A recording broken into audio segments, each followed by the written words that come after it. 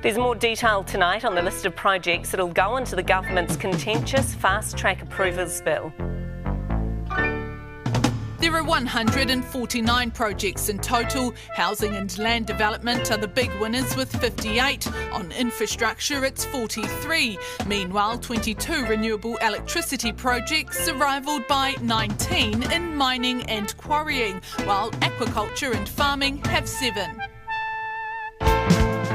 These projects include 55,000 new houses, 3,000 megawatts of electricity generation, and that's about 30% of New Zealand's current capacity. It also includes 143,000 tonnes of annual aquaculture production and at least 180 kilometres of new road, rail and public transport routes. The biggest surprise for me was how many projects were on here. I was expecting a handful, something that you could fit on the back of an A4 piece of paper, not 149 of these. That was a huge smack in the face. The Fast Track Approvals Bill was introduced in March. Since then, there's been a clamour to know what projects were in the first tranche. The Ombudsman was due to make a decision on an Official Information Act request for the list imminently. Infrastructure Minister Chris Bishop's announcement snuck in first, just 12 days before the Environment Select Committee's final report on the bill was due. I think people will be happy to see a whole variety of some of these projects. There'll also be unhappiness as well. There are some controversial projects on this list, no doubt about that. I'm Alexia Russell, and today on The Detail, what's on the list? Who's paying for these projects? And what could stop some of them going ahead? And how many of these are what's known as zombie projects? We're not opposed to fast-track projects for essential public infrastructure and housing, but this list contains incredibly harmful projects which have already been turned down. That includes Trans-Tasman Resources' plan to extract up to 50 million tonnes of seabed material a year off Taranaki, the Ruataniwha Dam plan in Hawke's Bay, and an offshore salmon farm near Bluff. Some of them are ventures that traditionally face multiple hurdles and appeals over environmental issues during the consent processes, like a giant waste incinerator in the tiny settlement of Waimati in South Canterbury that will burn 1,000 tonnes of rubbish a day. There are also 11 mining operations, 7 aquaculture or farming plans, and 8 quarries. We need more quarries. It is a basic requirement of a modern country that you have quarries with the material that comes from quarries. There's lots of housing, 58 projects taking in more than 50,000 new homes, and 22 renewable energy projects too, plus some random ones that not many people saw coming.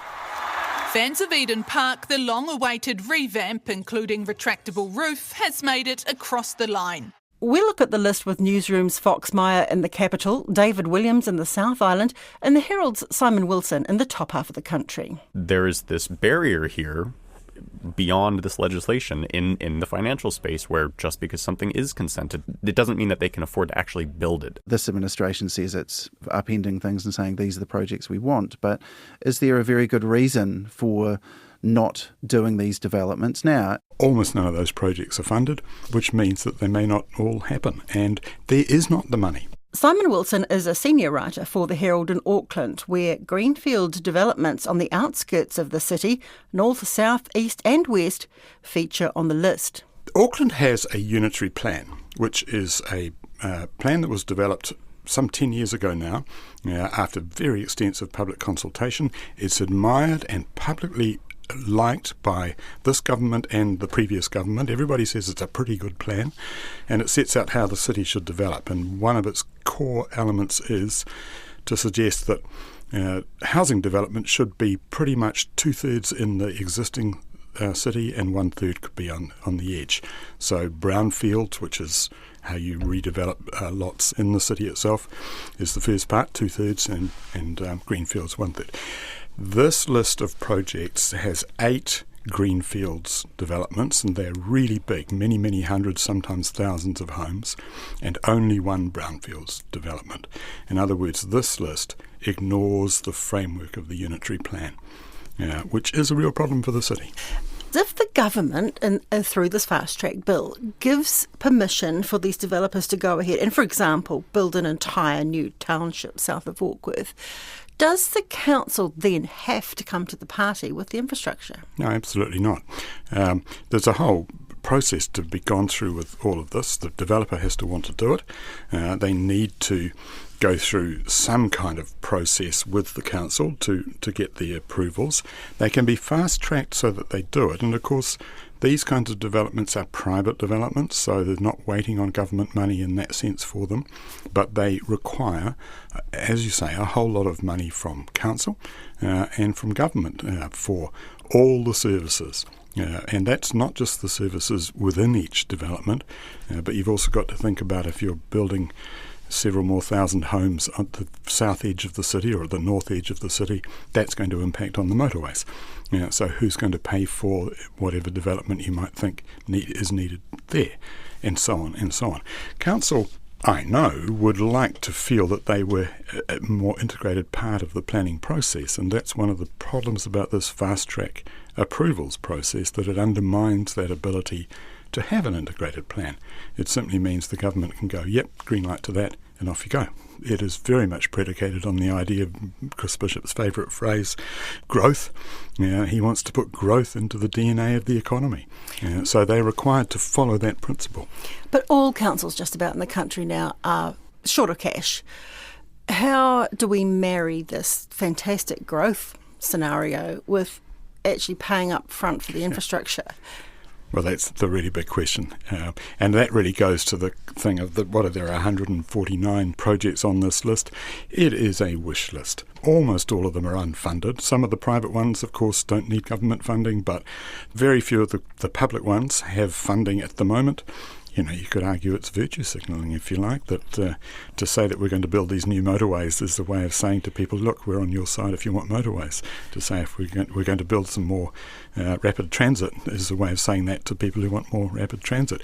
Almost none of those projects are funded, which means that they may not all happen. And there is not the money. There is not the money in the government coffers, in its attitude to debt, and there's certainly not the money in council coffers or their ability to borrow that suggests that very much of this can be built inside the next 5-10 years. So you look at Auckland, you look at transport, and you go, well, those motorways are on the list but not funded. Those transit lines are on the list but unfunded. We still don't know which ones the government's really going to do, except that, of course, they've indicated a much greater preference for roads. OK, let's move on to things you perhaps didn't expect to see on this list, Simon. Eden Park's roof? This is a really puzzling one. The council has been engaged in a process of looking at what to do about the requirement for a better stadium for Auckland. Been looking at it for years. Just this year, they looked at 4 different proposals, went through a long process with independent advisors and everything, got it down to 2. One of them is to rebuild or expand Eden Park. The other one is to build a new complex down at a place called what's called Key Park, which is on the waterfront. Only one of those is on this fast approvals list, which means, presumably, that the Eden Park people got themselves on the list, and the consortium behind the other project didn't. And whether they were rejected or whether they didn't apply, we don't know yet, because that's all confidential. That will come out at some point quite soon. But it is very odd to see Eden Park there on its own, because it implies some decisions have been made about which one to prefer, and those decisions haven't been made at council.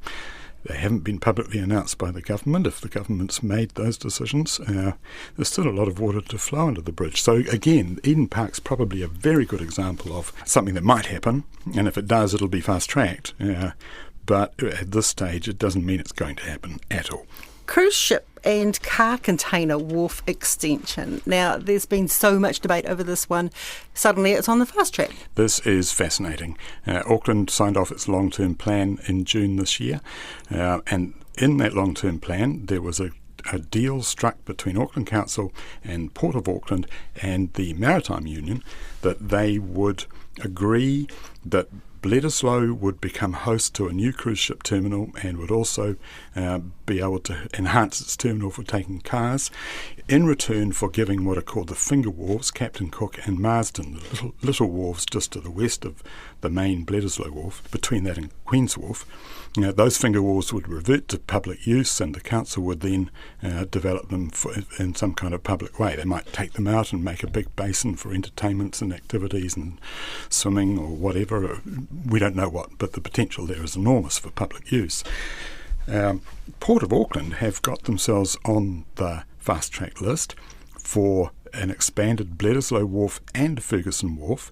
Bledisloe is set to reach out into the harbour another 34 metres to the north, and a similar kind of expansion for Ferguson. Ferguson's never been on any plan that's been approved anywhere. And Bledisloe, when it was agreed for the long-term plan, was not going to be 34 metres, so that's a much bigger bite. This looks on the face of it like Port of Auckland has pulled a bit of a swifty on the council and perhaps the government as well. But we don't know the detail because so little of this has been revealed. There's so much we don't know. Did you know that Auckland Prison was about to double in size?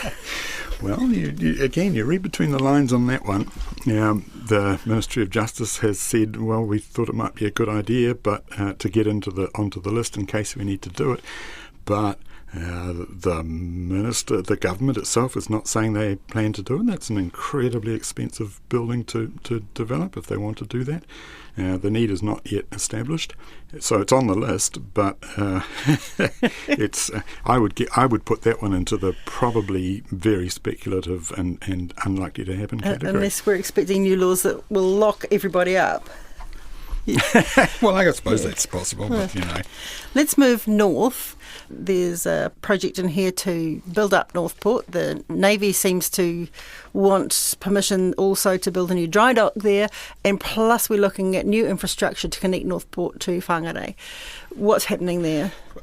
This is fascinating. The government has approved projects that basically make Northport a much more functional port, and the railway connection to the main trunk line is part of it. Expanding the container terminal is part of it, and the new dry dock facility, which is something that was proposed years ago. Is if you had that there, that would become the kind of centrepiece of the port being able to function as a commercial unit, particularly serving the Navy, but also would mean that a whole township would grow up around it, and there's absolutely lots of land for that to happen. Moving south, NZTA is on the list with plans to improve State Highway 1. This is where Simeon Brown's Long Tunnel comes in. When we came to government, NZTA said to us, look, we're doing this work on the Mount Victoria Tunnel. We were doing work about 4 or 5 years ago on a potential long tunnel option, but that was discontinued by the previous government as their preference was light rail. They said we should put this option back on the table, and we agreed.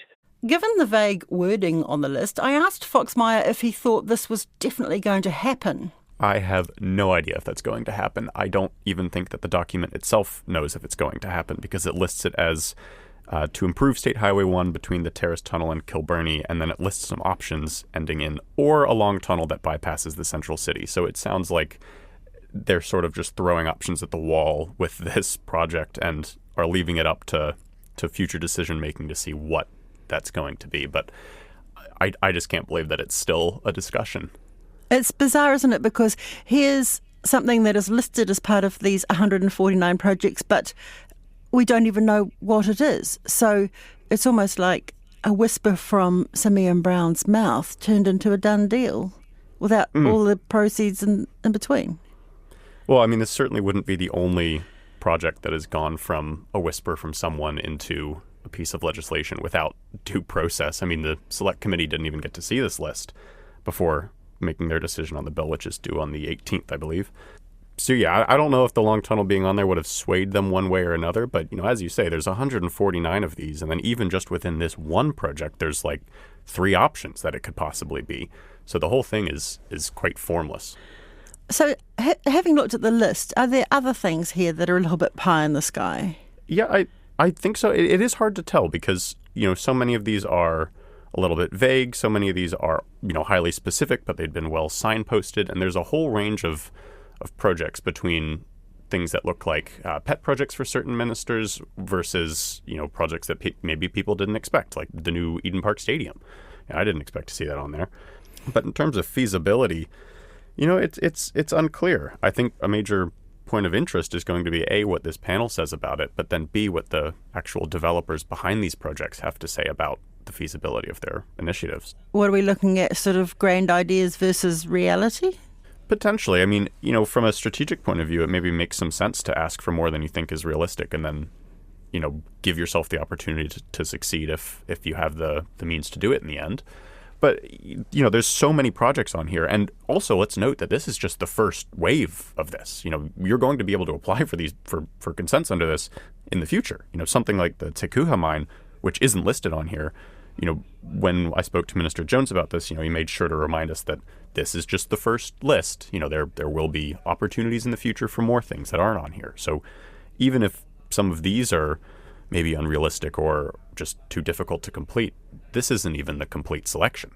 The current list is not all diggers and bulldozers. There are 22 renewable energy projects on it. It's just nuts that it takes 6 to 7 years sometimes to consent a wind farm. We need these projects. Except we already have these projects.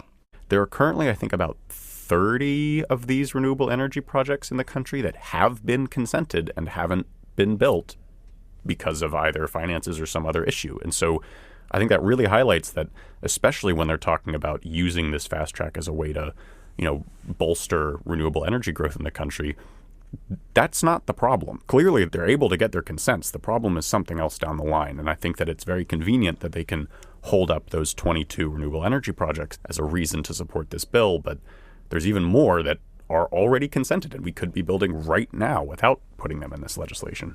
Fox, looking at these 149 projects, what does it say about the government's plans? Because it seems to be a pick and mix bag of things.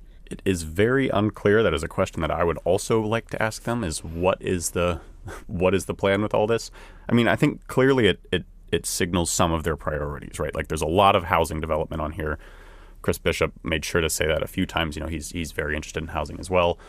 There's mining and aquaculture projects on here, which is no surprise given that Minister Jones is a big part of this. It really does seem that the large projects that they had signposted that they would like to see progressed, some of which had run into difficulties in the past, like Trans-Tasman Resources, those ones are included in here with the notable exception of the Te Kuha mine, which we may see in the future on a later wave of applicants. And then beyond that, there's this smattering of other development projects, some of them big, some of them small, some of them, like the stadium, not clearly relevant to this legislation. And that's where it gets really confusing, because it's easy to look at these big projects and say, well, that lines up exactly with the stated priorities. Minister Jones said he would like to see as many mines as possible, so it's no surprise that we have so many of them on here. But beyond that, we just get this sort of weird pick and mix bag of development projects, and there's no real rhyme or reason to what's on here. I definitely think that this pathway, for better or for worse, is a very convenient way to bypass a number of barriers. I think that, those barriers could be local councils, they could be some sort of landowner complaint, they could be a treaty obligation. There's a bunch of things that this bypasses. But I think that what this is symptomatic of is this wider just blitz of massive changes to legislation, specifically in the environmental space, but not just there, that is leaving environmental NGOs like the Environmental Defense Society, totally in the dust. Like they decided not to even submit on the bill to resume oil and gas exploration because they thought it was a waste of time. There are just so many things changing and happening in this space that if you stop to spend due process and good time looking at something and thinking critically about it, odds are 4 other things will have flown by over your head in the meantime. It's just unmanageable.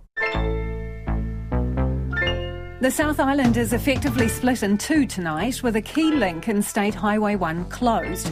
Ashburton Bridge is out of action, with the floodwaters of recent days affecting its structural integrity. If you've been over that older bridge, it's slightly dislodged during the floods in 2021. The Ashburton District Council has its plan to build a second bridge over the Haratiri River on the list. Newsroom's South Island correspondent David Williams gives that the thumbs up.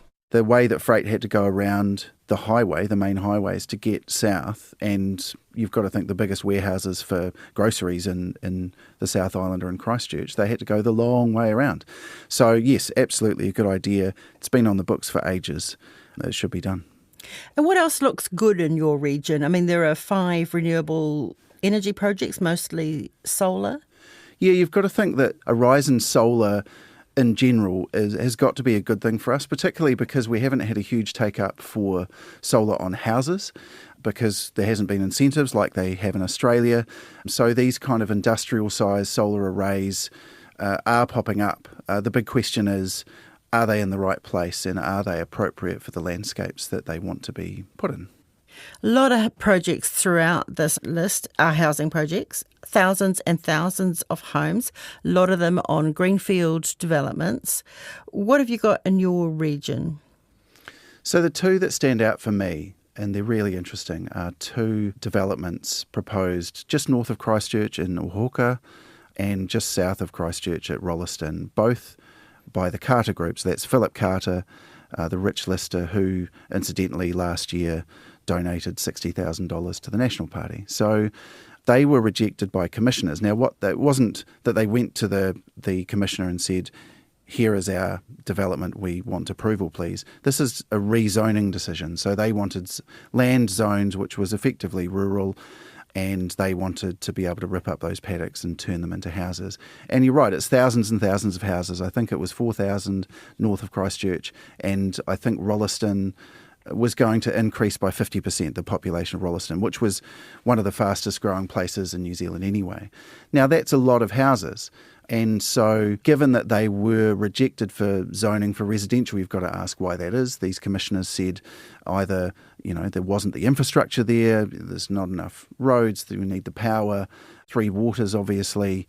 Is there an urgency for this rezoning now? The developers might say so, but these commissioners didn't particularly think it was necessary. And so it comes back to that argument of who decides what is appropriate and when it's needed. There's also an argument which says that the benefits are privatised, and so the people who benefit from these developments are the developers and their investors.